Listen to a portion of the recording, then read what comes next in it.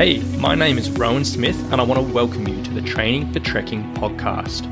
Now, this is the world's very first podcast which is entirely dedicated to helping you train, prepare and conquer your upcoming hike, trek or mountain adventure.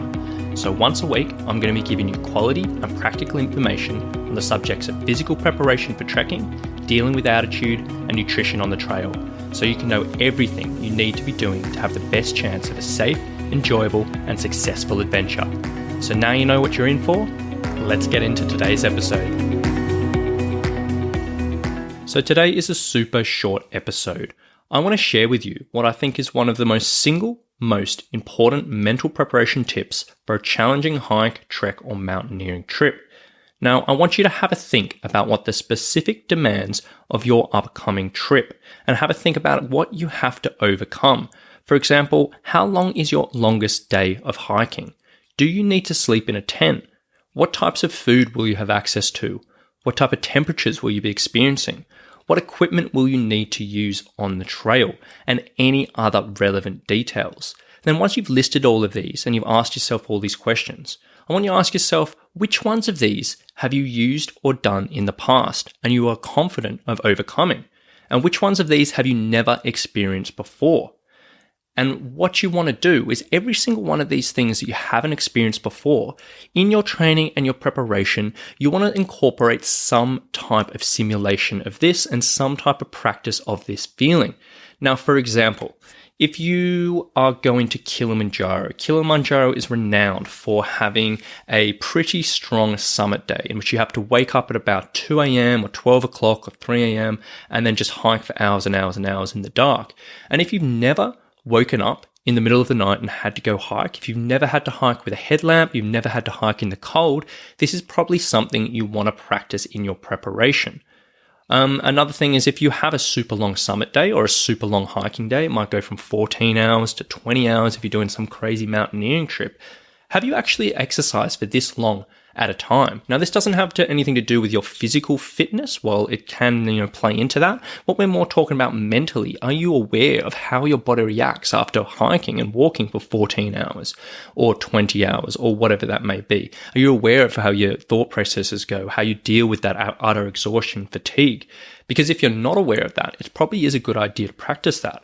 Now, obviously, you're not going to be able to completely replicate a summit day, but simply being able to move for 14 hours at a time, just on the flat or on a hike, on a bicycle or whatever, could be pretty important to include in your preparation. Now, on the other end of the scale, the really simple thing is like, have you ever slept in a tent before? The amount of people who go on treks and they've never actually slept in a tent and they go on them and they absolutely have a terrible night's sleep night after night and it really throws them about. Now, that's something you just have to practice. So go out, do an overnight hike, or at the very least go camping and just get used to sleeping in a tent. Just deal with all those like little bits and pieces that sometimes it takes a little while to figure out. It's super, super important. Or local food. If you're going to Nepal and you've never had any of the local cuisine, maybe try this before you go. Go to a Nepalese restaurant, have some of that for dinner. Or even better, get some and try and eat it while you're on the trail. Or wherever you're going, just try to experience that cuisine. If you're going to a hot weather environment, do a bit of training in heavy clothing or spend a bit of time in a sauna. Get yourself used to that feeling of being hot and being uncomfortable. Admittedly, the cold is a little bit more difficult to simulate, but maybe you can go train in a super, super air-conditioned environment, or maybe you can, whatever, get creative there. And admittedly, as I said just then, some things are a little bit more difficult to practice and it might not be practical or possible for you to sort of practice this, things like dealing with high altitude or snow or stuff like that. But if you can try and practice as many things as you can, which you haven't experienced before in your preparation, it's going to be so, so, so beneficial. Now, a few of the really big reasons why this is beneficial and why I'd recommend it is, number one, it allows you to feel confident going into this adventure that you have accomplished something similar. And that does take a lot of stress away for quite a few people. And that big unknown, that big uncertainty of saying, I don't know if I can actually walk for 14 hours. It's gone. Number two, it allows you to sort of make any rookie mistakes before you hit the trail.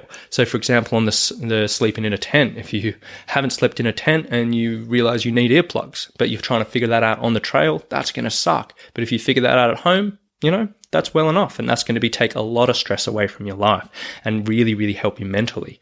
And number 3, it allows you to be aware of how you react mentally to these situations. And then also so you can plan to overcome this. Now, this goes in a little bit deeper, but if you, for example, are on that super, super long hike and you're training that, and you're on, actually, let's say you're on summit day and you're on this super long hike, and all of a sudden you just get attached to these really negative feelings and it keeps on going in your head. This sucks. I'm exhausted. This is terrible. You're going to have a terrible time. But if you realize that that's sort of your thought process when you get to that tired and fatigued state, and you realize that before you go on your trip, you can sort of plan and you can sort of have a think about how can I get myself out of there? It might be with affirmations. It might be having a particular phrase that you repeat when you get tired.